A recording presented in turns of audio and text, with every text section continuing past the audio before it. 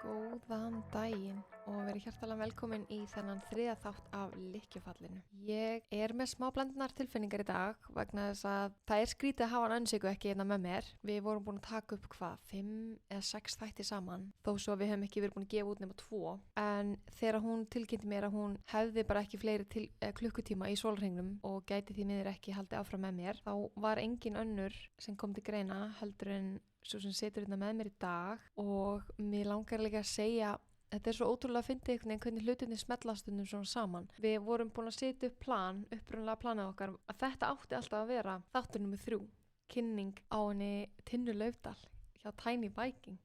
Þannig að mér langar bara að bjóða hana hjartanlega velkomna í sem nýr þáttastjórnandi í Lykkjufallinu. Þannig að hvað segirðu, hvernig leggst þetta í þig? Vá, bara takk æðislega fyrir flotta kynningu. Þetta leggst rosalega vel í mig og ég er ekkert smá spennt að fá að vera með hérna sem þáttastjórnandi í Lykkjufallinu og bara, bara ofboðslega spennandi að fara að ræða allskyns handavinnu og málefni sem að snúa að því. Er það ekki? Jú, ég er hrikalega spennt.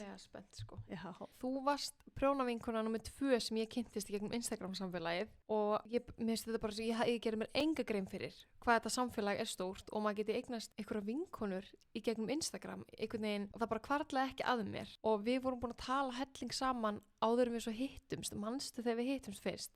Ég man það. Oh my god! Ó, þetta var hrikalegt. Þetta var geggja. Alveg hæ. Svo kynnum maður sig svona hvað maður heitir á Instagram. Já, alveg rétt, já, hæ þú. ég veit ekki hvort að þú hefur lent í því einhvern tímann þegar ég nefnilega er ekki með myndir af mér á Instagram, þannig að fáir vita hver ég er. Já. Þannig að, en ég veit náttúrulega hver þú ert af því þú ert með svo mikið að myndum, þannig að þegar þú auglýstir að þú ætlar að vera þarna með prjónaviðburð, þá ákvað ég bara, ég fyrir og kíkið á Tinnu maður. Ég man ekkert hvort ég var búin að segja þér það. Ég mæti þarna á og pikkiði bara, nei Tinna, hæ! Og ég sá bara loading og þú bara, Já. Og ég bara, já, ég er inn að Knitted from Iceland og þá bara, já!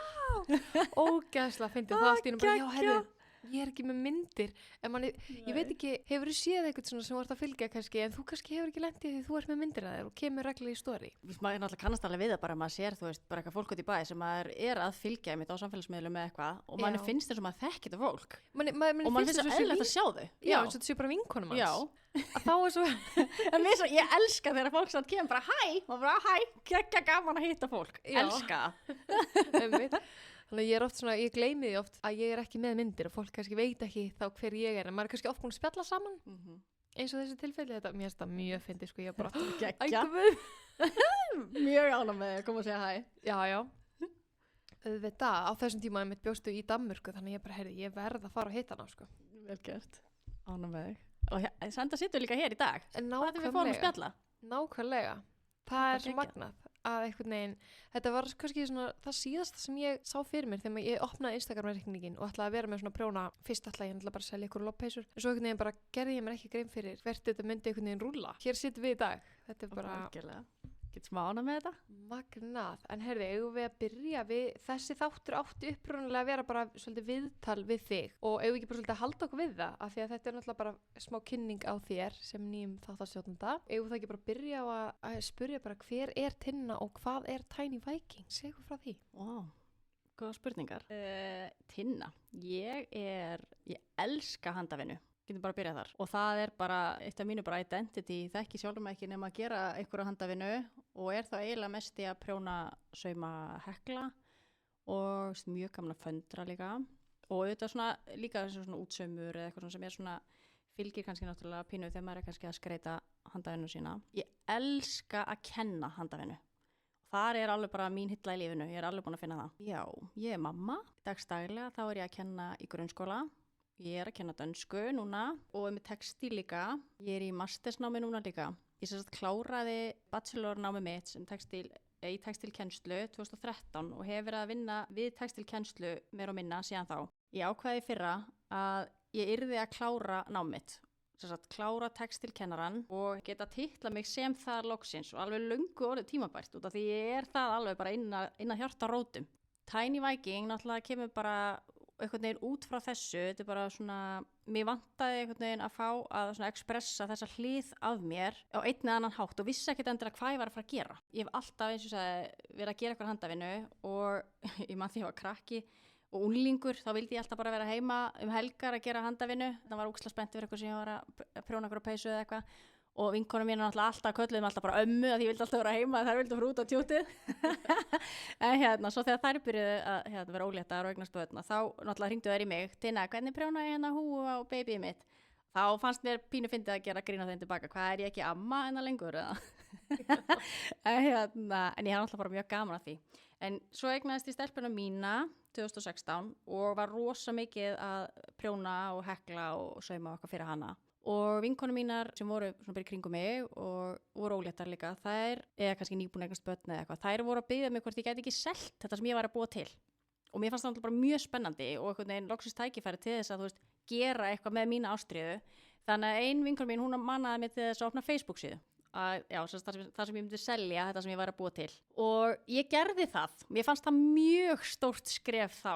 Það er það? Já, og ég myndi að svona einhvern veginn taka myndir og selja eitthvað sem ég var að gera og mann finnst erfitt að verðleggja eitthvað sem svo einhvern veginn bara vatt þetta upp á sig. Ég fór að selja meira og meira og ég fór að láta framleiða fyrir mig vörur og var að selja í verslunum.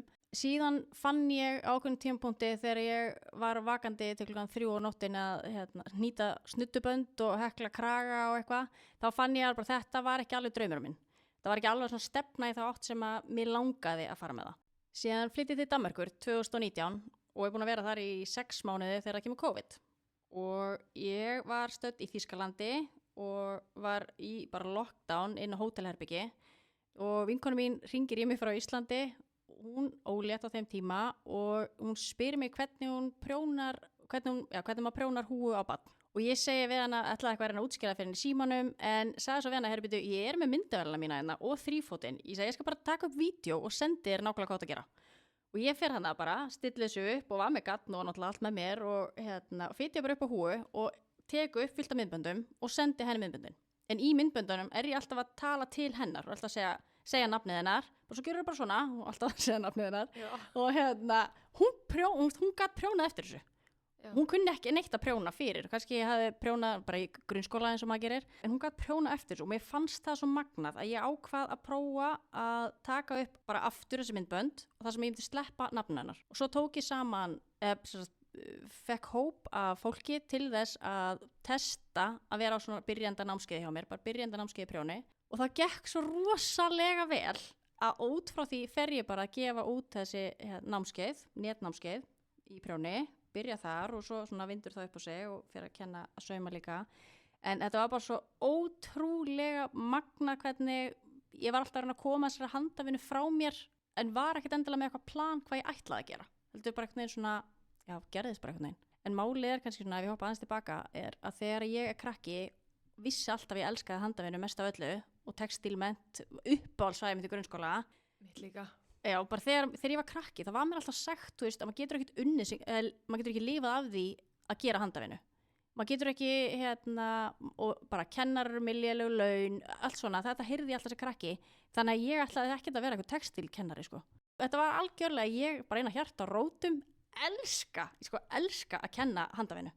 Ég elska þegar fólk kemur á námskeið, ég brenn rosalega mikið fyrir því. Ég heyrði líka bara, já, þú talar. Já, það er svona eins og, en ég finna ég svona aðeins meira að komast yfir þetta núna. Það var alveg tekið tíma, en við líka bara geggja þegar að, bara hvernig allt lífið er búið að spinnast bara hvernig í áttina að því sem ég er mest, að geta kennt handavinnuna. I love it. En hvað er leiðilegt að svona kommentið mitt hafi áhrif á þegar maður fari ekki og læri það sem maður langar að gera. Algjörlega. Af því það er alveg hægt að skapa sér tekjur, það er hægt að gera alls konar, það eru endalaust að tækifærum, að það er hægt að, maður þarf ekki bara að vera eitthvað ákveð eins og allir segja, Það er bara alls konar sem maður er hægt að gera út frá þessu, algjörlega. Og ég menntaði mig alltaf í áttina að þessu. Ég fór og lærði fatahönnun, lærði textílkennara, bachelorinn, svo breyttu þau þessu í 5 ára nám, og er að klára það og hef alltaf verið í þessu, ef maður hefði bara farið beint í að vera bara textílkennari þegar maður var 25 eða eitthvað. Það er samt magna bara hvernig lífið leiði mann, maður finnur sína leið. Ég meina ef þú hefur farið beint í textílkennaran, þá hefur kannski aldrei farið að gera þessi vídeo, maður Nei. veit nefnilega ekki. Það er nú alveg rétt. Já, Góða punktur. þannig að- Þetta var alveg mín hilla og mín leið. já, Ánum með þetta. bara geggjað. Já, ótrúlega gaman. Og ég heyri bara þegar þú ert að tala, þá heyri ég bara hvað þú ert. Þú hefur svo mikinn áhuga á því sem þú ert að gera, þú ert alveg bara svona, þetta er algjörlega þín hilla eins og þú segir. En hvað svona, er eitthvað sem stendur upp úr, eitthvað sem þið finnst skemmtilegast af öllu við þetta, eða gefur þið svona kannski mestan innblástur af því sem þú ert að gera? Mér finnst náttúrulega bara, ég er bara náttúrulega elska að gera handavinnu. Ég er náttúrulega bara elska að gera handavinnu og ég elska að kenna þeim sem að langar að læra. Og mér finnst svo gaman þegar fólk kemur og þeir langar að læra eitthvað nýja aðferð. Það gefur mér rosa mikinn innblástur að sjá það sem eru byrjandur í einhverju aðferð, kannski hafa eitthvað grunn, segjum bara í prjóni, en þau læra eitthvað nýja aðferð og þegar fólk nærði og fer að geta meira, þar ég fæ alveg kikk út úr því. Mér finnst það geggjað, bara að sjá fólk vaksa, það er alveg frábært. Gefa svona tólinn til að geta tekið svo bara svolítið svona áfram sjálf. Ég get alveg ímyndað mér að það sé mjög gefandi og skemmtilegt. Já, það er bara yndislegt. Þú ert líka með, ef það ekki, þessi námskeið, er það aðalega fyrir börn eða ertu líka með svona fullorðins? Netnámskeiðin eru bara fyrir allan aldur. Já. Og ég myndi eiginlega segja mest kannski frá svona, þau geta alveg verið frá 12 ára upp úr. Já. En ég hef verið eins og síðasta sumar, þá var ég með staðnámskeið, var mest í Hafnarfirði og það var mest fyrir börn. En upp á síðkasti hef ég verið með staðnámskeið fyrir fullorðna. Ég reyni vilt að svona gefa það út fyrir hvað aldurshóp námskeið er stílað. Ok. En mér finnst það frábært að búin að vera með þessi námskeið fyrir börn, því þegar ég var yngri vákamanni hefði dreymt að fara svona. Ángríns? Ef ég hef ekki það, verið að æfa eitthvað, fara eitthvað sem að væru eitthvað meiri námskeið í boði, ég mætti það allt.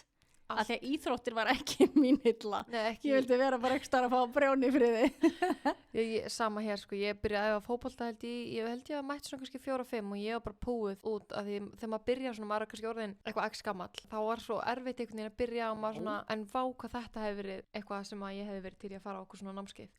Að því að mitt, handmennt var uppáhalds fæði mitt. Hvað heitir þetta í dag? Já, textilmennt í dag. Þetta heitir textilmennt í dag. Já, en einmitt að þjórt að tala um það með textilmennt, uppáhalds fæði mitt í grunnskóla, beið alla vikuna eftir að komast í innan eina tíma. Já. Og svo komar í tíman og kennarinn þurfti náttúrulega að labba allan hringin og hjálpa öllum og líka náttúrulega þeim sem að langa ekkert endilega að vera að inni. Einmitt. Og ég man ég labba svo ótrúlega svegt út úr þessum tíma yfir því að var búin að bíða svo lengi og svo ógeðslega spennt og fekk sér kannski ekki alveg hjálpina sem ég þurfti, sem var kannski bara ég misti lykkju og ég vissi ekki hvað þetta að gera. Já. Að meðan aðrir var stóð út í hotna að klippa í gaddokkuna eða eitthvað. Og en sem betur fyrir að það hefði maður hjálp heima. Já. Það er mamma og amma og bara frænku mínar kringum mig. En akkurat þessi tilfinning var líka ástæðan fyrir því af hverju mér langaði og langar að halda áfram með þessi myndbönd, af því að þá geta virkilega allir fara bara á sínum hraða og maður fær aðstoð, maður leittur í gegnum verkefni alveg frá A til Ö. Já. Þú þarft ekki að vita neitt áður en þú byrjar að íta á play á fyrsta myndbandinu. Einmitt, það er bara frábært. Einmitt, allir geti gert þetta á sínum hraða. Algjörlega, og líka bara nákvæmlega þegar það passar hverjum á einum. Þú veist, stundum fyrir suma passa best að prjóna á kvöldin og þá kannski getur maður ekki fengið hjálp frá ömmu eða frængu eða eitthvað. Þú veist, maður þarf að hafa eitthvað með hliðin á sér til þess að kenna manni, en ef maður er með þessi myndbönd þá getur maður bara íta á play þegar það passa manni. Og það er alveg mitt markmið með þessu. Allir geti gert handavinnu. Mér finnst það bara frábært markmið. Vá, þetta bara hefði verið draumur að vera með eitthvað svona þegar maður var yngri, sko. Algjörlega, svo samanlega. En einmitt góð punktur, ég er svo svakalega lesblind að þetta var eiginlega eina fæði sem ég svona excelaði í, eða þetta var bara, ég man aldrei eftir það sem þú veist að segja, ég man aldrei eftir að þurfa að beðið eftir aðstoð því ég annarkvæmst gat fengið hérna heima, eða ég bara fann út úr því sjálf, en ég tengi kannski við í starffræði einhverjum öðrum tíma. Mér finnst þetta líka magnað að þú munir þetta. Þetta er svo sterkt í þér að þú manst þetta að því þetta var bara skemmtilegast að fæja. Maður beið alla vikuna. Algjörlega, þetta var bara ég en að hjarta rótum. En máli var, ég kláraði alltaf öll verkefni sem við áttum að gera. Svo var ég alltaf að fara að gera eitthvað annað. Já. Þú veist, farin að prjóna, eitthvað bánsa, eitthvað sem hékk upp á vegg hjá textilkennaranum eða eitthvað. Og þá vantaði mig kannski hjálp, að því ég var að reyna að gera eitthvað erfiðara, en hún þurfti náttúrulega hjálpa krökkunum í gegnum verkefnin sem voru svona grunnverkefnin. Ég man að ég var bara í sjokki eftir að einhverju sögur bara, mamma prjónaði þetta fyrir mig, og maður bara svona, hvernig tímdur að láta mömmu þín að prjóna þetta? Nákvæmlega. Heyrðu, talandi þetta, svo fóru ég á reunion fyrir einhverjum árum síðan. þar var ein gömul bekkjarsystir mín sem kom til mín, hún bara Tinna, ég verð að fá að spyrja þig núna. Ég alveg hvað, hún sé búin að hugsa þetta í mörg ár og alltaf ætlaði að spyrja þig og bara einhvern veginn ekki komist í það. Hún líka bara, ég verð að spyrja þig. Þegar við vorum krakkar í grunnskóla, var mamma þín alltaf að prjóna allt fyrir hann í textilmennt? Ég bara, nei, bara að hugsa þetta í mörg ár, gríndur ekki bara í maður spurðir. Það var fyrir grútlegt. Já, hún greinlega mitt hefur ekki trúað því að þú gætir verið að gera þetta allt sjálf. Það er nefnilega, ég man ennþá sem ég finnst samt frábært. Kennari minn sem kendi mér að prjóna, hún er ótrúlega snið. Ég veit nú ekki hvaðan hún fekk þetta, hvort hún fann þetta sjálf, en hún var með sögu. En hún fór inn í hellinn, náði prinsessuna, fór með hann út og hendi henni fram af. Og þannig náði hún að fá strákana til að taka þátt og verða svona, hvað hendir þú mörgum prinsessum af í tímanum í dag? Ég hendi 17 eða eitthvað svona. Og ég man ennþá eftir þessum, ég fannst þetta svo ógeðslega fyndið hvað hann var sniðug að búa til þessa sögu, þó þetta sé kannski ekki fallegur boðskapur í þessa söguna. Nei, en samt, algjör snill. Þetta færum krakka í öðrum 3. bekk sem að voru enga veginn að ná að, kannski með athyglisbresti eða hvað, enga ná hvað á þessu. Að ná þessu, mér finnst þetta geðveikt, hún gerði þetta nógu spennandi. Já. Geggjað, vel gert í henni. Já, ég man alltaf mikið eftir þessu sögu og ég tek þetta alltaf þegar ég er að kenna einhverjum að prjóna. Það? Þá grípi ég í þessu sögu. Ég var að kenna 7 ára frænku minni daginn. Tók þetta og hún alveg, er ég með prinsessuna núna? Er ég búin að henda henni fram af? Mér fannst það ótrúlega sniðugt. Mjög sniðugt. Þannig að það er alveg, Vá, geggjað. Já, þetta er mjög sniðu hugmynd, já. Mjög sniðu hugmynd, sko. Ef þú ert með eitthvað nerviðan, sko. Prinsessur, mannstu þetta prinsessunum? Já, mannstu þetta prinsessunum. En í því sem þú ert að gera, hvernig nú vorum við annars ekki að tala um þessu ósýnlegu vinnu í síðasta þætti. Hvernig til dæmis fyrir textilkennara? Hvernig, eða þegar þú ert jafnvel að kenna námskeið, er ekki mikill undirbúningur sem fer í að vera með annað hvort eitt svona námskeið eða vera með tíma eða kemur þetta bara allt til þín? Maður þarf náttúrulega alltaf að vera undirbúinn, maður þarf alltaf að vera búin að taka saman og vita hvað maður ætlar að gera og vera með námskeið tilbúinn eða svo náttúrulega fyrir eftir hvernig námskeið þetta er. Til dæmis eins og ég er búin að vera að halda saumanámskeið undanfarið á staðnámskeið og þá hef ég verið að taka saumavélar með mér.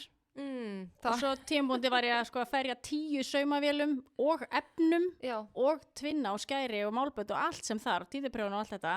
Og ég er bara svo spennt að fara að kenna handafinu að ég var ekkert að hugsa þetta. Ég bara, rigga upp hérna námskeið. Það var náttúrulega rosalega margir búin að biðja að halda námskeið. Þannig að ég bara, ekkert mál, gerum þetta.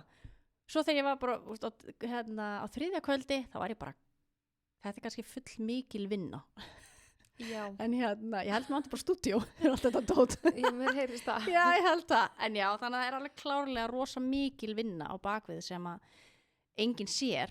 Og sjálfsög þarf maður líka að vera virkur á samfélagsmiðlum og það var eitthvað sem ég hefði ekkert reiknað með þegar maður fer á stað með fyrirtæki eða þannig að maður þarf að vera virkur á samfélagsmiðlum líka til þess að bara vera sýnilegur og fólk viti hvað maður er að gera, hvaða námskeið eru á næstunni og svo leiðis og svo er maður náttúrulega með vefsíðu og maður er í samskiptu við kúnnana bara behind the scenes sem að enginn sér og þannig að þetta er alveg svaklega mikil vinna þarna á bakvið. Svo náttúrulega fer eftir bara hvað maður er að gera, er maður að fara að halda með staðnámskeið, er maður að fara að vera með netnámskeið og það er náttúrulega mikil undirbúningur á bakvið það líka. Já. Þannig að þetta er, það er mjög mikil vinna þarna bakvið. Já, mikil ósýnileg vinna þarna. En er eitthvað annað sem hefur komið þér einmitt svona óvart eins og að vera virkur á samfélagsmiðlum skiptir gríðarlega miklu máli þegar þetta bjóða upp okkur svona þjónustu. En er eitthvað annað sem að í þínum rekstri sem hefur komið þér óvart? Þegar þú fórst á stað sem kannski hafðir ekki hugað eða... það er kannski ekki endilega eitthvað sem við komum óvart annað en þetta er náttúrulega líka bara maður þarf svolítið mikið að challengea sjálfan sig. Ég er mjög feimin manneskja eðlisfari og bara gekk með frá veggjum þegar ég var krakki þannig að það að velja að vera kennari var veit ekki alveg ég man eftir mér sem krakka við borðstofuborðið heima með mamma og pappa alltaf í kennaraleik gæti ekki beðið eftir að fá að vera ein heima þá var ég alltaf að lesa upp hvort hann Siggi og Maggi og Gunni og allir væri mættir sko en svo mitt þegar maður fer að taka upp sjálfan sig á samfélagsmiðlum, maður að taka upp story eða eitthvað ég var mjög lengi að venjast í að sjá sjálfan mig story og mér fannst ég alltaf vera að segja vitlaust eða glemt að segja eitthvað þannig að þetta er alltaf rosalega eins og ég sagði hann bara mikil svona, maður þarf að vinna rosalega mikið í sér persónulega, að bara þetta er mikil æfing og að þóra að koma fram, að þóra að tala, þóra að vera maður sjálfur, þú veist, bara sjá sjálfan sig og heyra röddina sína og allt þetta. Þannig að það kom mér klárlega á óvart. Já, ég tengi alveg við það sko. En maður nú sem betur fyrir komin þokkalega yfir þetta í dag, getur bara talað og hleið. Já, ég meina, það sést ekki allavega utanfrá að það sé neitt erfitt. Ég, eins og ég sagði við þig þann daginn, þá þegar ég fann þig fyrst á Instagram, þá hugsaði ég náttúrulega bara, vá, hver er þetta? Og bara þetta er kona sem er með allt á hreinu, sem veit allt og Nei. maður var alveg svona, þú veist, því ég var að hugsa eitthvað, á ég að fara að hitta Tinnu, hún er með allt og hún veit allt, en þetta er nefnilega svo magnaðið með þegar maður sér fólk svona sem þorir að koma fram á samfélagsmiðlum og þorir að kynna efni sitt, þá ofta einhvern veginn finnst manni eins og þau séu svo bara með allt á hreinu, en svo er þetta bara líka, þetta er eitthvað sem þú þarft að vinna að, þú þarft að byggja þetta upp, þú þarft að æfa þig. Já. Það er bara ótrúlega gaman að sjá að þetta fólki líka bara er að díla við sömu hluti og kannski maður sjálfur alls konar hluti. Algjörlega, maður er bara mannlegur. Eftir að þú byrjaði með Tiny Viking, er eitthvað svona sem að fór algjörlega fram úr þínum væntingum eða eitthvað sem að þú ert ótrúlega stolt af að hafa náða að afreka eða náða að gera? Já, bara geggjað og ofboðslega þakklátt fyrir bara að þetta hafi leiðst í þá átt sem að er bara fullkomnast fyrir mig og líkast mér, þar sem ég finna að ég er að blómstra og þar að leiðandi, þá náttúrulega gefur maður meira af sér. Já, og svo auðvitað bara það sem að hefur komið á óvart líka er að það er svo margt sem maður er búin að læra í þessu ferli, búin að læra að setja upp heimasíðu og veist, maður ræfa sig að taka ljósmyndir og allt í einu er farin að taka upp myndbönd og farin að edita myndbönd, bara eitthvað. Þannig að ég er ofboðslega stolt af öllu þessu ferli og hvað maður hefur þroskast mikið í því. Komið klárlega óvart hvað maður hefur lært hann á leiðinni. Já, eitthvað sem maður hefði ekki getað gert, ímyndað sér áður maður fór á stað. Nei, einmitt. Það þarf nefnilega svolítið, þegar maður er einnar mannesku fyrirtæki eða rekstur, þá þarftu náttúrulega bara að vera marketing, þú þarft að vera í sölum manneskja, þú þarft að vera einmitt klippari, hljómaður, ljósmyndari, bara í öllu. Já, það er bara og líka bókhaldarinn og bara allt saman. Passu upp á allt. Passa að svara öllu skilabóðum og allt þetta. Nákvæmlega. En sem betur fer er maður að gera eitthvað sem maður alveg elskar að gera. Já. Þannig að manni líður ekki eins og það sé mikil vinna. Nei. Sem er geggjað, en svo eru auðvitað einhverjir ángar af þessu sem manni finnst kannski minna skemmtilegir.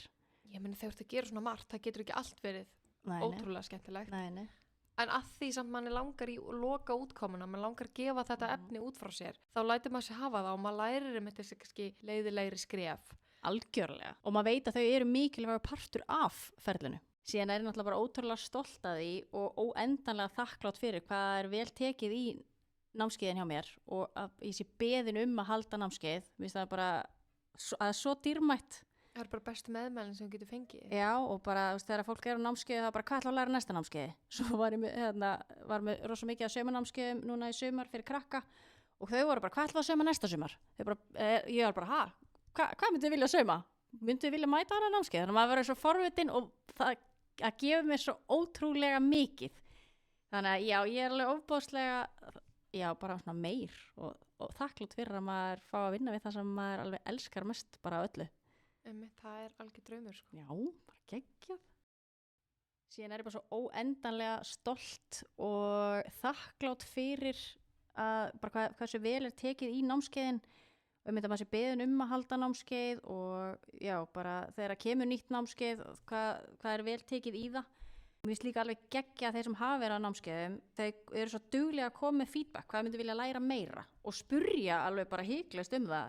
Gætu við lært þetta á öðru námskeiði eða einmitt, eru bara rosa dugleg og augljóslega mjög áhugasöm þessi námskeið að læra meira, fólki langa greinilega einmitt að læra handavinnu og eitthvað svona sem að þau geta dúllað við og rosalega margir tala það hvað þetta veitir þið mikla hugaró. Og ég hef verið með alveg marga sem eru með ADHD og hafa sagt að bara héldu að þau myndi aldrei geta lært til dæmis að prjóna. En hvað þetta virkilega hefur gefið þeim þess að hugaró að geta bara sest niður, fyrst kannski alveg pirruð yfir að reyna að finna út eða þessu nýja aðferðum og allt út allt einhvern veginn. Og en þegar maður getur bara hvatt þau í að halda áfram og sýna sér mildi og reyna það er bara svo gaman að heyra hvað fólk þarf á þessari hugaró að halda líka. Einmitt. og leitar í hana og það er dýrmætt.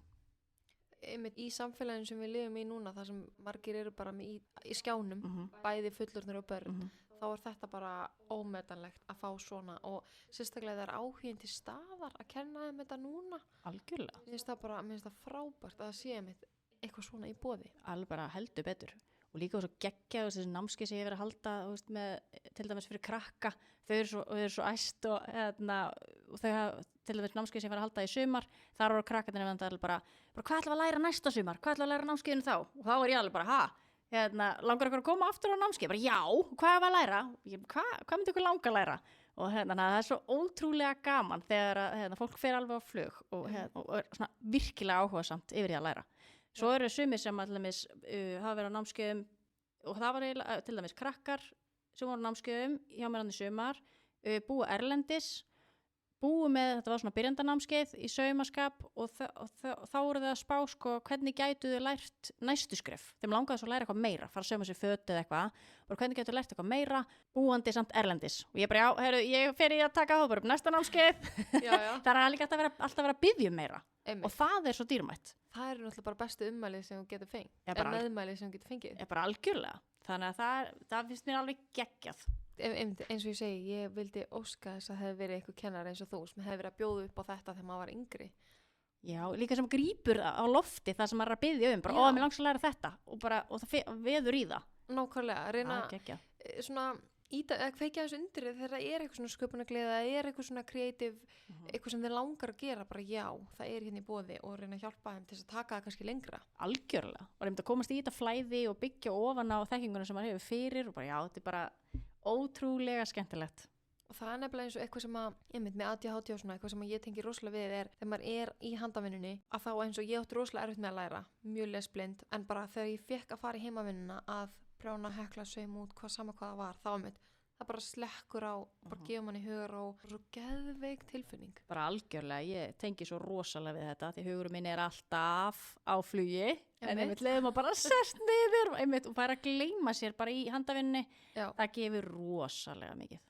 Bara þetta er eina sem slekkur á bara þurrkaranum sem er í hausnum á mér allan daginn, það bara peace and quiet. Já, ég tengi hart þarna. Já, frábært að sé í boði bæði fyrir fullorðna og börn. Mér finnst það líka svo geðveikt við það sem þú ert að gera, bjóð upp á því ég sáast með þessi námskeið fyrir börn. Ég bara, vá, hvað það er geðveikt. Takk fyrir það. Það er þarft. Það er bara einmitt að ná krökkunum úr símanum og þessum skjám. Já. Að fara að skapa með hundunum. Einmitt. Bara komast í þetta flæði. Já. Þú veist, að fá aðeins að fara að hugsa og svo er líka svo fyndið þegar maður og alltaf á saumanámskeiðum hjá mér þá byrja ég alltaf að láta alla skissa fyrst á blað ykkur hugmynd. Við ætlum öll bara kannski að fara að sauma tösku, það er á byrjandanámskeiðinu hjá mér. Það er bara til að læra ákveðnar grunnaðferðir, bara þokkalega einföld taska. Allir byrja á að skissa hvernig þeir halda að þið vilja að taskan sín myndi líta út, en svo er svo fyndið. Leiðum að fara að skoða efnin. Maður er kannski bara, það er eitthvað efni í boði, kannski taka með að heiman gamla gallabuxur eða eitthvað efni sem þið vilja nýta, koma með þetta og þegar leiðum að fara að skoða síðan efnin sem er í boði, þá koma ykkur allt aðrar hugmyndir. Það var bara, það væri reyndar svolítið töff að blanda saman þessu litum eða sauma þetta saman eða setja svona vasa þarna eða það gerist, það er svo gaman þegar maður fer úr bara skissunni sinni, hugmyndinni, yfir í sköpunarferlið og flæðið fer að bara eiga sér stað, þá er loka útkoma eiginlega bara alltaf eitthvað allt annað heldur en sem maður lagði upp með. Það er ótrúlega gaman að sjá og við tökum það alltaf þá umræðu á námskeiðum og allir verða svona pínu hissa bara, þetta var svolítið skemmtilegt. Þú veist að því að hugurinn leiði mann bara áfram og það er það sem er svo dýrmætt að komast í þetta flæði. Já. Og maður margar rannsóknir sýnt fram á hvað það er það sem er hollt fyrir okkur.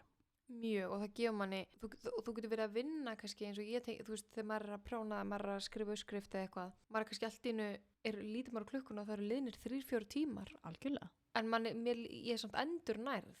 Algjörlega. Af því maður fyrir í þetta flæði og það einhvern veginn bara gefur manni svo mikla orku, maður verður bara svona, einhvern veginn, ég kann ekki lýsa því nógu vel í orðum. Já, það er geðveikt að vera að búa til svona umhverfi fyrir krakkana. Af því ég held að fólk geti tengt við þetta líka þegar þú ert komið eitthvað verkefni, eitthvað peysu, svo ferði í garðbúðina, þú ferði að koma við garðnið, skoða litina og þá kannski verður með hugmyndin allt önnur heldur en þá svona laðir upp með upphaflega. Algjörlega.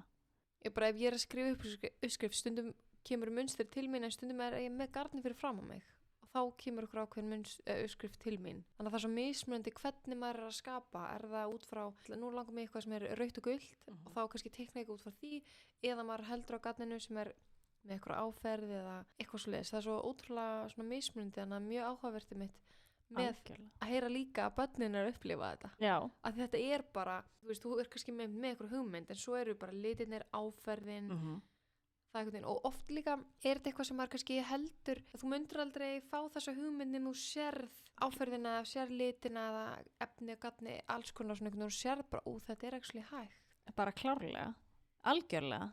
Mér skaman að heyra hvernig þú vinnur líka. Já.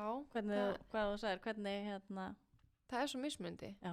Ég til dæmis einu svona, manni var að keyra leiðin í vinnuna og ég heyrði lagið með Ice Guys, Krumla í fyrsta skipti. Og þá bara sá ég fyrir mér munstrið sem ég lét svo heita Krumla.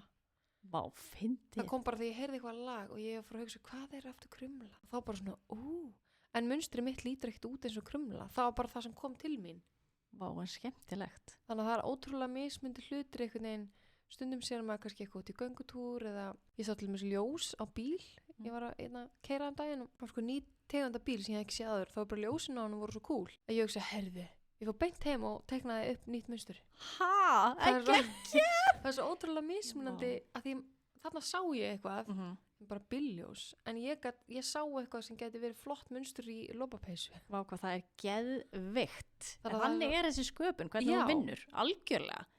Algjörlega, ég mynd, stundum vill maður fara að vinna eftir ykkur uppskrift, en stundum er maður kannski, eins og þú veist að segja, stundum er maður bara með eitthvað gatn í höndunum, eða eitthvað efni, og maður er bara, mér langar að búa til þetta úr þessu. Þannig að það er mjög skemmtilegt hvernig maður getur unnið mismunandi á skapandi hátt.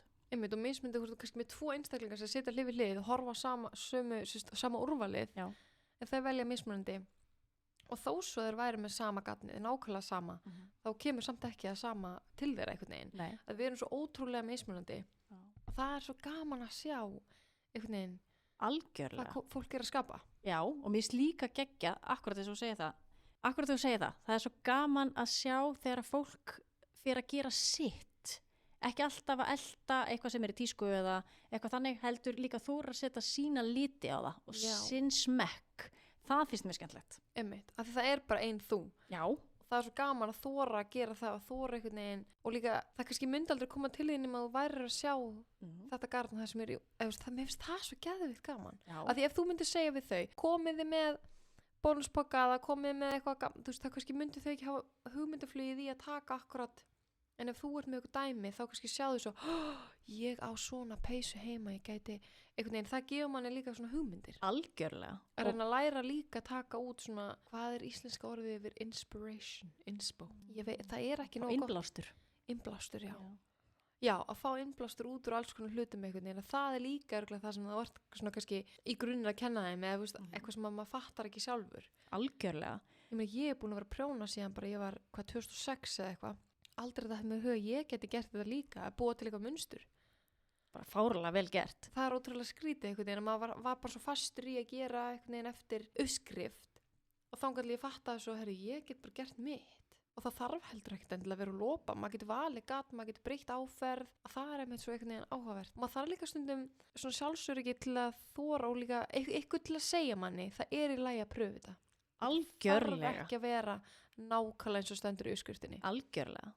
Það er bara akkurat svo leiðis. Ég er nefnilega að sé það stundum hjá pröfuprófnunum mínum. Sumar eru feimnar við að pröfa að gera sitt eigið, að meðan aðra spurði mig, má ég aðeins breyta þessu, eða má ég pröfa að gera þetta svona, má ég hafa peysunum mínu opna? Og svo eru hinar kannski bara, mér har aldrei dottið þetta í hug. Og það er geggja gaman að heyra. Já, það er líka svo gaman einhvern veginn að við erum svo mismunandi. Að sumir einhvern veginn eiga svo auðvilt með að horfa út fyrir kassana meðan aðrir horfa bara á, eins og þegar einhver segir maður sér ofta og handaðum. Þeir eru með uppskrift að opni peysu. Sumir að vilja uppskriftina meðan aðra bara þú getur bara nota hvaða uppskrift sem er og bara opnar hana. Algjörlega. Að við erum svo mismunandi. Algjörlega. Það er svona eitthvað sem getur sagt manni. Þú getur bara gert þetta nákvæmlega eins og það vilt. Algjörlega. Algjörlega, ég mynd líka pínu að þóra líka pínu að finna sín eigin stíl. Já. Ég mynd kannski líka bara hvaða liti fíla ég. Ég mynd hvaða liti fíla ég, hvaða áferð fíla ég. Ég bara kannski, ég er svolítið svona að finna sín eigin persónulega stíl. Já. Og að búa til hluti fyrir sjálfan sig til dæmis sem að mér finnst flottir. Já. Sem passa fyrir mig. það eitt af því sem ég stíla svolítið inn á með mínum námskeiðum að það að ég kenni grunnaðferðir, til dæmis í prjóni eða saumaskap, enn sem komið og vill alltaf bæta við aðferðum. En það bara einmitt grunnurinn til þess að ýta við fólki að geta fara að skapa sitt eigið. En í ferlinu þó þessi byrjandanámskeið að þá ég alltaf að hvetja til, þú veist, hugsaðum til dæmis þeirra prjónanámskeið. Þá segir fólk sem á byrjandanámskeiðinu, ákveðin til að prjóna þessa peysu og kannski hugsa maður, mér langar að prjóna peysuna handa Siggu frængu.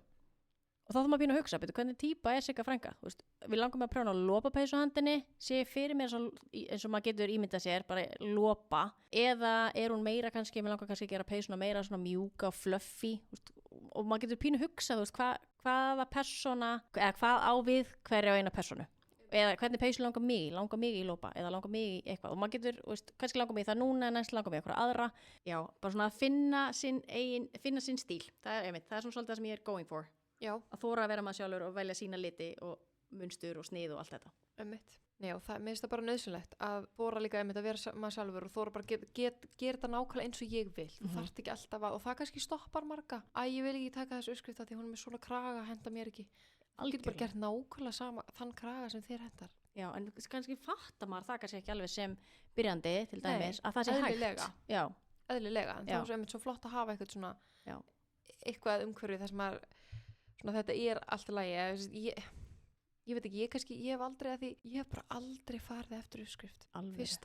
Fyrsta lopapeysan sem ég prjónaði, hún var ekki eftir uppskrift. Mamma saði mér bara, gerðu bara þetta, gerðu bara svona. Ég var með munsturbekk, sko, ég var með eitthvað tinnublað og mamma saði bara, mældu því svona og svona og gerðu bara svona. En ég gerði ekkert eins og stóði í uppskriftinni, fór ekkert alveg eftir því. Þannig að ég lærði bara að gera bara það sem ég vil. Og það ekki ekki. Þannig að ég hef alltaf einhvern veginn bara, ég hef aldrei látað neitt stoppa, ef mér finnst eitthvað fallegt munstur eða eitthvað, þá kaupi ég uppskriftina fyrir munstrið og svo ger ég bara eins og ég vil. En það alveg alls ekkert allir þar. Ég veit ekki, mér finnst svo leiðilegt að maður sér svona eitthvað sem lætur að stoppa sig. Já. Það kannski veit ekki hvernig nú að gera það, kannski kann viðkomandi eða úr byrjandi, þá kannski kanntu ekki að gera eitthvað ákveði stroff eða eitthvað kraga eða eitthvað svoleiðis. Algjörlega, en svo kannski líka, svo náttúrulega líka rosalega mismunandi hvernig við vinnum. Já. Ég til dæmis, mér finnst mjög gaman að heyra að þú farir ekki eftir uppskriftum. Já. Ég nefnilega alveg inn í þeim kassa, ég verð alveg að fara eftir uppskrift. Já. Ef ég að prjóna eitthvað, því ég verð alveg að gera þessa prjónfyrstu pröfu, það nú bara umræða í annan þátt. Þoldi ekki prjónfyrstu pröfu, en nú bara verði ég að gera hana. Eftir atvik sem ég lendi í. Mjög óskemmtilegt. Viltu fara út í þetta atvik? Nei, þetta annar þáttur. Stay tuned. Okay. Ég held að margir tengsend við þetta. Sko. Já, ég held það. Og nú ég bara fer alveg eftir uppskriftum. En ég mér er mjög gaman að gera hana að minni. Ég kannski blanda saman uppskriftum. En ég verð alveg að fylgja, þú veist, helst, mér líður best þegar ég að fylgja bara lykkjufjölda og gera bara eftir uppskriftinni. En ég líka mjög gjörn á það ef ég sé eitthvað flík út í búð, eitthvað, þú veist, vélsauma peysu eða eitthvað, vel prjónaða peysu, ætla ég að segja. Þá fer ég oft og bara tel lykkjur í, þú veist, og svo fer ég heim og gera hana að minni, því ég vil ekki flíkur úr gervefnum. Þannig að ég er mjög dugleg að gera flíkur að mínum, eða svona eitthvað sem ég sé og breyta því í mitt, en ég er alveg inn í svo kassa að þurfa að gera eftir uppskrift. Þegar ég að prjóna, en ekki sauma. Nei, einmitt. Svo er það, maður er kannski ákveðin síðum en ekki öðrum. Þetta er nefnilega, en já, það er mjög gott að geta gert bæði. Algjörlega. Það er alveg illa nauðsynlegt. Já, en svo, eins og ég sagði á, það er líka mismunandi hvernig manni finnst gott að vinna. Ég hef prófað að, þú veist, taka svona afganga og ætla að prjóna úr þeim. Ég mun ekki gera það mjög oft aftur, get ég alveg sagt, út af því að þarna er heili minn fer bara eitthvað með mismunandi gatn og bara aftur, persónulegt álit. Þarna bara heili minn fer bara, hann fær bara svona overload bara, mér finnst þetta ekki flott. Já. Og ég vil ekki gefa eitthvað frá mér sem mér finnst ekki flott. Nei. Þannig að ég byrjaði eftir með okkur barnapeysu úr afgöngum, alveg tónaði allt mjög flott saman og allt það, en bara heili minn gat ekki þetta. Nei. Þannig að ég lagði það bara til hliðar og já, en ég nýti afgangana bara í annað. Einmitt, já. Einhver smærri verkefni. Já. Það nei, maður þarf einmitt, þetta er mjög góð hugmynd, en ég er einmitt sammála, ég hef aldrei prjónað afgangsverkefni, af því einhvern veginn hef ekki, ég reyndi að nota afgangana mína í að gera svona flöskupeysur. Snilt. Það er mjög góð nýtingu afganga, en ég einhvern veginn einmitt, ég er sammála, ég hef átt erfitt með að para saman oft og ert að finna þess að einhvern veginn, já, ég tengið þar sko. Já. En hvað myndur þú segja, áttu eitthvað svona uppáhaldsverkefni? Nú ert þú alveg í svolítið, ég hef séð til dæmis á Instagram, þú ert svolítið að gera margt, þú ert að sauma, er ekki líka verið að sauma út Jú, og hekla og prjóna, áttu eitthvað svona uppáhaldsverkefni? góð spurning. Vá. Ég gríp mest í að prjóna. Ég elska að sauma. Ég lagði það bara eitthvað svolítið á hilluna þegar stelpa mín var lítill, þá var alltaf bara læti í saumavélina og svoleiðis. Og ég tók það eiginlega aftur upp fyrir, hvað ég að segja, kannski aðeins meira, 6 árum síðan eða eitthvað. Þá fór ég alveg fullt aftur að sauma. Svo finnst mér bara rosalega gaman að blanda saman aðferðum. Stundum svo kannski bara fæðist eitthvað lítið barn í fjölskyldunni eða eitthvað og mér langar að hekla eitthvað babyteppi og þá grípi ég í það. Útsaumur, mér finnst það mjög skemmtilegt og það er eiginlega bara meira í grípis aðferðir ef það er eitthvað ákveðið verkefni sem ég er að gera sem ég langar að prýða flíkina með eða eitthvað þannig. En eiginlega uppáhalds er eiginlega bara að prjóna. Það er það sem ég er mest að gera. Já. En eitthvað svona, eins og hérna jakkin, var það ekki eitthvað gallajakki og þú prjónaðir ermar í hann? Jú, einmitt. Oh my god, hann er sturlaður. Hann er sturlaður.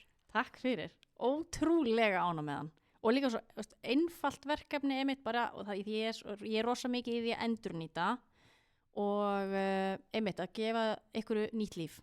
Þar er ég alveg. Að vera ekki að henda flíkum í ruslið, frekar að nýta annarkvort efnið í að sauma eitthvað annað úr því eða gefa þeim nýtt líf og eitthvað annan hátt og þá til dæmis eins og að prjóna ermar í þetta vesti sem var mjög lítið notað. Já.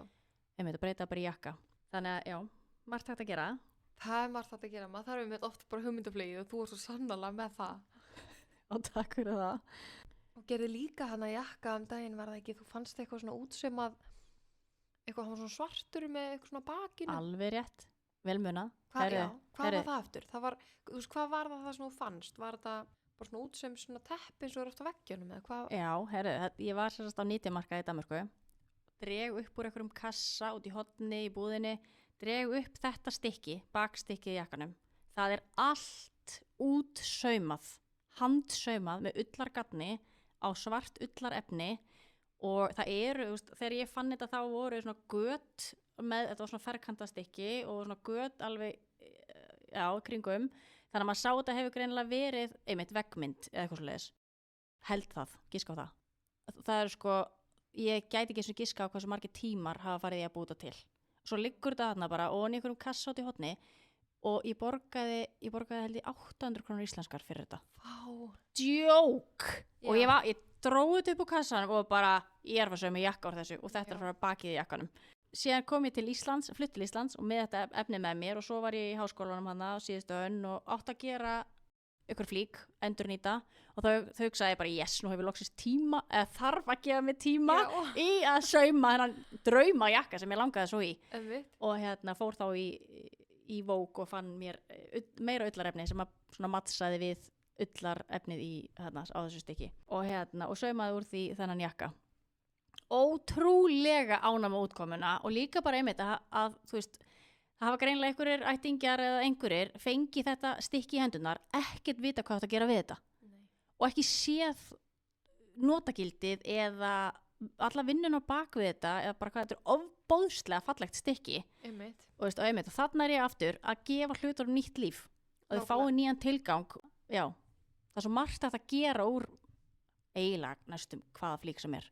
Þetta er einmitt held ég, þetta bara kannski svona ímyndunarafl eða þessi innblástur sem kannski margir hafa ekki, því eitthvað sem er kannski gull fyrir þér er bara rusl fyrir ykkur öðrum. Algjörlega. En ef að þau myndu sjá jakkan þinn í dag, þá myndu þau kannski hugsa bara, þarna veggmyndin sem amma saumaði út, þú veist, vá, hvað þetta hefur geðveikt að eiga þennan jakka. Algjörlega. En hafa kannski ekki, ég held að séu mjög margir þarna. Já, ég hef fengið mjög mörg skilaboð einmitt frá fólki sem eftir að ég byrjaði að sauma úr alls konar klukkustrengjum og alls konar krossumsmyndum og svoleiðis, þá hef ég fengið mjög mörg skilaboð það sem að fólk er að segja bara nei, þetta ekki að grínast, bara ég vildi ég hefði séð þessu hugmynd fyrr, bara ég let frá mér hana eitthvað sem amma hefði saumað eða frænka eða frændi eða eitthvað og því einmitt, maður bara fattar ekki. Nei. Það voru náttúrulega bara kannski einmitt klukkustrengir upp á vegg og svo er þetta ekki lengur í tísku og þá fer þetta bara inn í kassa. Já. Og svo er þetta bara einhvern veginn safna ríki þar onni, því miður. Einmitt. Hvað er bara Það dýrmætt að fá hugmyndir og og einmitt, draga upp þetta er svo, bara, það er einhver mannskja búin að eyða mörgum klukkustundum og bara blóðsvit og dár í þetta og einmitt að geta gefið í nýtt líf í formi sem jafnvel tösku eða bakstykki og jakka eða eitthvað, þú veist, að hafa ömmu með sér út í daginn, að maður er með ömmu á töskunni eða eitthvað, mér finnst það alveg ofboðslega dýrmætt. Það er það. Ég er alveg bara núna að hugsa bara hvað, ég er með einmitt eitthvað útsum sem amma var byrjuð á. Mér langar svo ótrúlega mikið að klára það, en ég veit ekki hvað ég ætti að gera við það. Þarna var einmitt mögulegt að gera eitthvað svona. Algjörlega, geggjuð hugmynd. Í staðan fyrir að láta það safna ryki í skáp. Já, klárlega. En eins og heyrir, þá ég er svolítið í því að blanda saman aðferðum. Já. Mér finnst gaman að vera að sauma, prjóna, einhvern veginn blanda þessu saman, hekla, eitthvað. Mér finnst það mitt svo gaman að fylgjast með þér að þú veist að gera svo ótrúlega margt einhvern veginn sem maður hefði mitt ekki bara, vá, hvað þetta er góð hugmynd, eins og að prjóna ermannar í vesti. Já, takk fyrir það. Mér finnst það geðveik hugmynd. Takk fyrir það. En segðu mér, er einhver, nú ert þú búin að halda svo mikið á námskeiðum, er einhver svona, hvað maður segja, eiginleiki, hæfileiki, færni sem fólk þarf að hafa til þess að geta byrjað fyrir þá sem eru algjöru byrjendur? Alls ekki. Það er bara að langa fyrst og fremst, þora og sína sjálfur sér mildi þegar maður er að byrja.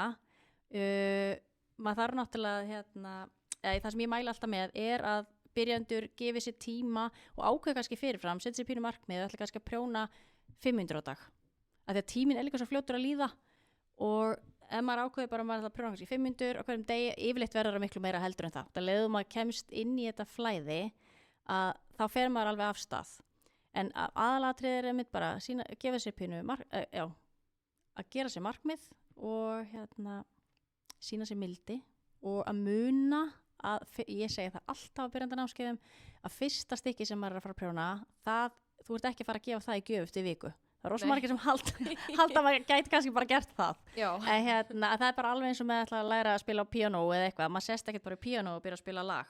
Maður þarf alveg að æfa sig og ég segi alltaf að fyrsta stykki það eiginlega bara á að vera með götum eða lykkjufalli eða eitthvað og maður getur alltaf lagað það eftir á. Þú veist, fyrsta stykkið er bara, maður er bara að æfa sig að komast, maður er að æfa sig í nýjum aðferðum og aðalatrið er kannski líka bara svolítið að komast í gegnum fyrsta stykkið. Þar fyllist maður stolti, bara ég kláraði. Og ég læti, byrjandur alltaf, byrjaði að prjóna húu og þau læra alveg á leiðinni að taka upp lykkjur og allt svo leiðis. En þegar húin er tilbúin þá getur maður alltaf farið og tekið auka gattspotta og nál og sauma fyrir gatið þess vegna. Eða kannski langar manni að æfa sig að hekla lítið blóm og maður getur bara sauma það ofan á þetta gatt. Það skiptir ekki máli að því að fyrsta stykki sem maður prjónar það mun ekkert vera fullkomið og á ekki að vera það. Og hvað er eitthvað fullkomið ef maður bara tækir það út af fyrir sig. Nákvæmlega. Einmitt að því að stykki númer 2 verður alltaf betra og númer 3 ennþá betra. Þannig að þetta er bara æfing og einmitt að sína sér pínu, gefa sér þennan tíma og sína sér þolinmæði og mildi. Einmitt. Já, að byrja bara. Mér finnst þetta frábært svar, vá, ég bjóst þetta er alveg rétt sem þú ert að segja, vegna þess að maður þarf bara að byrja. Og ég held að það sé eitthvað sem að, sko nú man ég ekki hvort við vorum búin að, hvort það var í fyrsta þættinum eða hvort þetta var í ykkurum þætti sem vorum ekki byrjaðar, en eins og annars ekki að tala það eru kannski stærsta skrefi getur til dæmis verið að þora. Algjörlega. Að þora skrá sig á námskeið, að þora mæta, að maður kannski heldur ég get ekkert gert þetta. Algjörlega. Þá getur það ekki nema hún byrjir. Algjörlega. En það er kannski hindurinn sem ég held að margir tengi við, að þora ekki að taka skrefið, en það gerist ekkert öðruvísi. Algjörlega. Og hrættum að það sem maður er að prjóna sé ekki flott. Vist, ég hef alveg oft heyrt það að fólk liggur við það mætir á námskeið, á staðnámskeið kannski, og það liggur við svona eiginlega bara setur þetta verkefni sitt bara onni í tösku. Já, ég var svona undir borðinu. Já, það var áttlendi því að kannski búin að prjóna fyrstu húuna á þessu byrjanda námskeið að prjóna við húu og svo peysu. Svo kannski eru þið búin með húuna, mæta á staðinn og vilja svona valla að draga upp á töskuna þegar finnst hún ekki nógu góð. En svo er aftur þessu spurning, hvað er fullkomið? Hvað er eitthvað nógu gott? Þetta er bara, ég fyllist svo miklu stolti yfir því að einhver hafi klárað heilt prjónaverkefni. Það er bara risa. Það er risa, sérstaklega þegar maður er að byrja og heil húfa. Þetta er ekkert bara eitthvað lítið.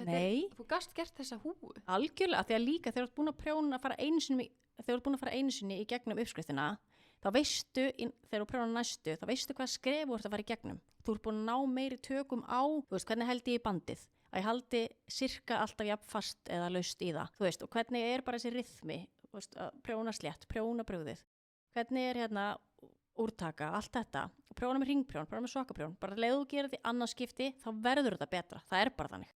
Og maður sér bara þegar til dæmis bara húum, þegar fólk er að prjóna húu hjá mér, að þegar þau byrja, þá kannski er það að gera stroff, slétt og brugðið, en víxla og enda með að gera hérna Perluprjón. Já, enda með að gera perluprjón. Fatt ekki bara, já, að gera brugðið ofan á brugðið. En leiðu, og þetta var kannski bara fyrstu 2-3 centimetrónum, leiðu þau fara bara aðeins lengra, þá er búin að ná þeim takti.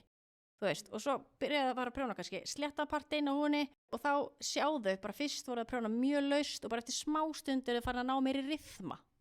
Líkundum farin að vera svipaðar. Þannig að mér finnst það svo gaman þegar fólk sér sjálft bara wow, bara ég er að ná tökum á þessu. Einmitt, þetta er alltaf að koma og líka eitt sem er mjög mikilvægt að hafa í huga þegar maður er að byrja er að þú munt aldrei kunna allt. Maður er alltaf að læra eitthvað nýtt. Algjörlega. Alltaf, ég var bara núna í gær að finna, fatta sjálf hvernig ég gæti oft þegar maður prjóna saman 2 lykkjur þá er oft svona, þá sést það er oft svona laust bandiður minn. Ég var bara að trillast á sín í gær og byrjaði bara að fikta, bara hvernig get ég gert þetta öðruvísi, alveg óksla pyrra á þessu og ég bara fann einhverja leið til þess án þess að þurfa að laga það eftir á, þannig að ég er búin að vera að prjóna síðan 2006 í hvað? Nei. Oh my god. Við erum ekki að telja hér. Nei, við ætlum ekki verið. Ok, klippi þetta út. Nei, já, ég er búin að vera að prjóna síðan 2006 og ég har bara fattað þetta í gær. Og hvað það er magna.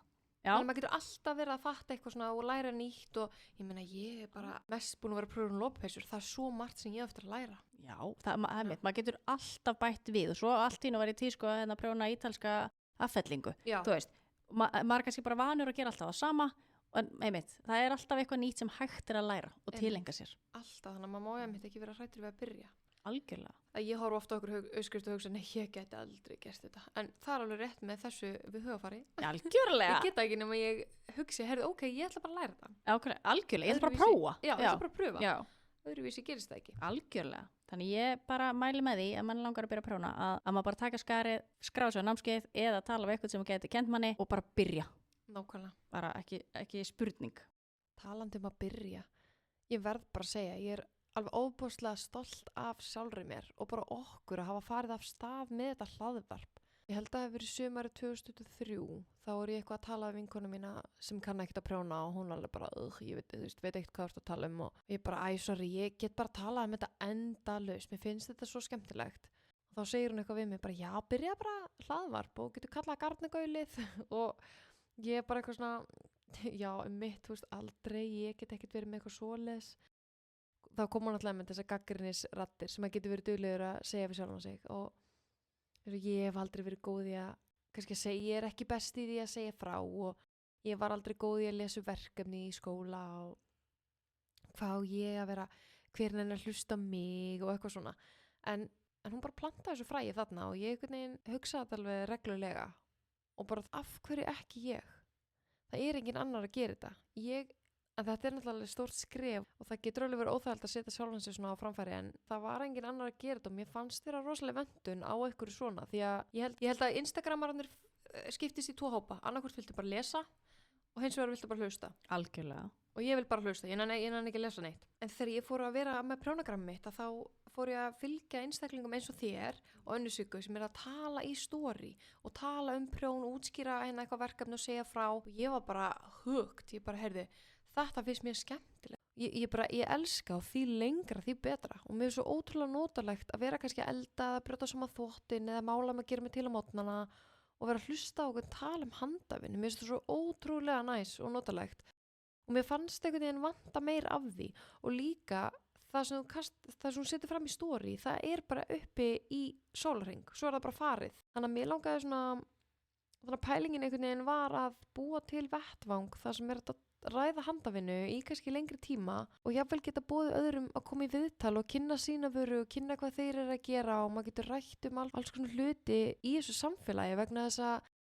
prjónasamfélag á Íslandi er svo dýrmætt. Við erum með að geta stundað þetta áhugamál á íslensku. Þú ert að bjóða upp á prjóna og saumanámskeið á íslensku. Það er ekki sjálfgefið. Alls ekki. Þetta er ógeðslega mikil vinna og þú þarft rosalega að setja sjálf með að framfæri. Þetta er mikið hark. Þú þarft að auglýsa þig og vera dugleg á samfélagsmiðlum þannig að fólk viti af þér. Og mögulega getur maður einhvern veginn með ykkur svona búið til vettvang þar sem kannski fleiri geta uppgötað hvern annan og maður getur kannski talað eitthvað sem tengist í þessu íslenska prjónasamfélagi. Algjörlega. Það er alls ekki sjálfgefið að í svona litlu samfélagi, bara eins og Íslandi, hvað það eru margir sem eru að koma með alls konar þjónustu tengda handavinnu.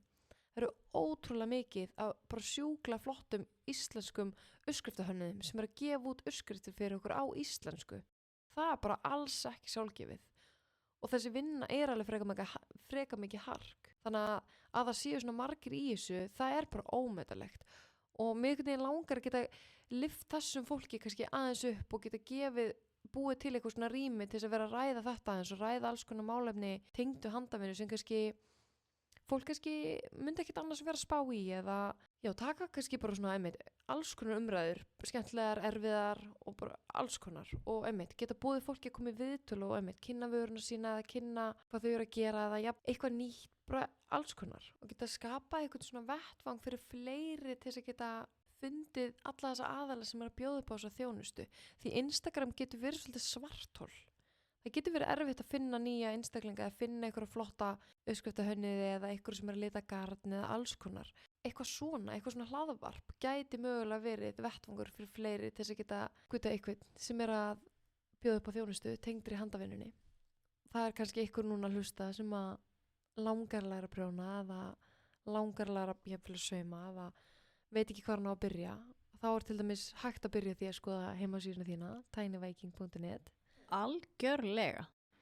Ég held að mér sýnist á tölunum að það séu fleiri kannski spenntir fyrir eitthvað svona prjónaspjalli og sjáum bara hvað gerist. Við erum algjörlega eins og þegar maður byrjar að læra að prjóna þá erum við annars ekki búin að taka nokkra þáttir sem munum mögulega aldrei lítans dagsins ljós en það er bara kannski eins og prjónið. Algjörlega. Kannski ekki að fara að posta endilega öllu sem þú ert að gera á Instagram eða sína öllum eða gefa ykkur þessa fyrstu húfu en hún kendi þér svo margt.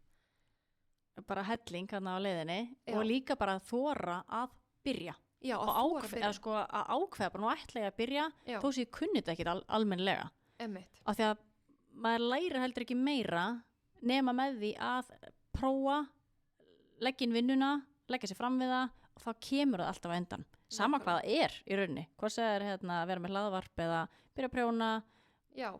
Byrja með fyrirtæki, sama hvað. Þú veist, maður þarf bara að byrja. Það er bara þannig. Já, þóra að byrja og maður þarf einmitt ekki að vera fullkomin. Við til dæmis ætluðum að taka þetta upp hérna í síðustu viku en það voru tæknilegir örðuleikar og það er til dæmis bara eitthvað sem að maður heldur komið í staðinu með því að byrja og það er allt í lagi. Algjörlega. Þá erum maður bara, við nýttum tíma bara í eitthvað annað í staðan fyrir að vera bara, nei, herru, þetta gengur ekki, við bara hættar.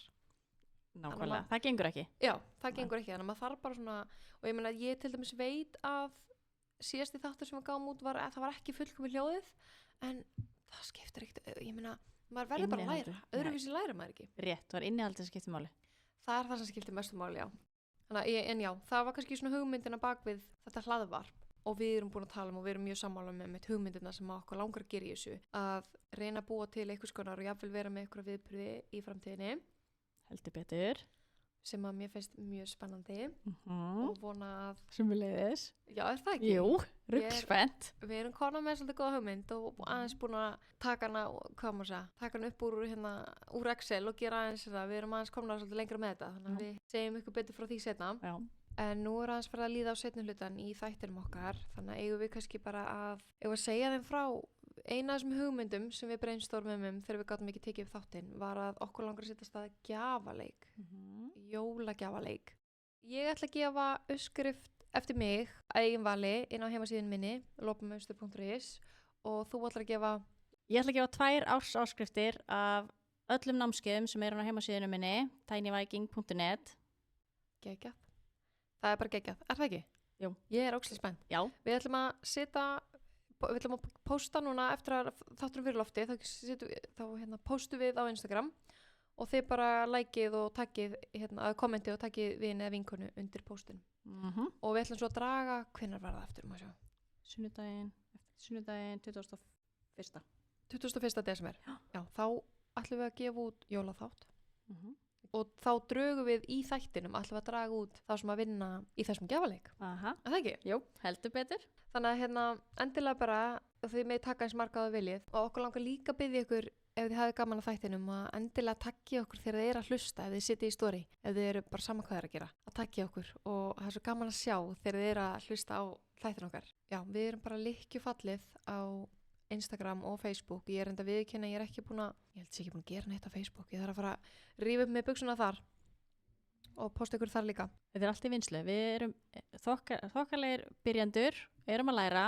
Já, við erum algjörir byrjendur, en það bara... En það er bara ótrúlega gaman að fá að byrja, fá þetta tækifæri og líka bara hafa kynst svona randomly eiginlega og sita svo hér í dag og einmitt að fá að tala um handavinu, það er bara svo ofboðslega dýrmætt. Það er það og ekki einmitt eiga núna vinkonur sem að maður getur, sem deila þessari ástriðu með manni og bara ógeðslega gaman að því að ykkur af vinkonum mínar prjón alveg en þær kannski myndi ekki að setja hérna með mér í hvað við erum alveg búin að vera hérna 2 tíma að spjalla þá kemst kannski ekki allt inn í þáttinn en nenn að tala um handavinn í svo langan tíma þetta er bara svona kveikið svolítið einhvern veginn í manni og eins og við erum búin að vera að senda voice fram og tilbaka og maður verður alltaf alveg bara svona upptjúnaðar alveg bara já, ógeðslega gaman að tala um eitthvað svona sem að deilum áhugamálum. Heldur betur. Veitir manni bara innblástur, þvílíkar innblástur. Já. Og hvatningu í sínu. Já, algjörlega. Já. Það er ómetanlegt. Algjörlega. Bara í alvörunni, sko. Já. Þannig að ég er líka bara ótrúlega þakklátt að þú varst til í að koma og vera þáttastöðandi með mér í þessu hlaðvarpi. Ég er óbóðslega þakklátt fyrir að þú vildir hafa mig hérna með. Mér finnst það óbóðslega dýrmætt. Já, takk fyrir að heyra það. Heldur betur, þetta verður geggjað og verður gaman líka að fá Unnu til okkar á til. Hún verður reglulega gestur, heldur betur. En þá ætlum við bara að ljúka þessum þætti og takk kærlega fyrir að hlusta. Takk fyrir. See you.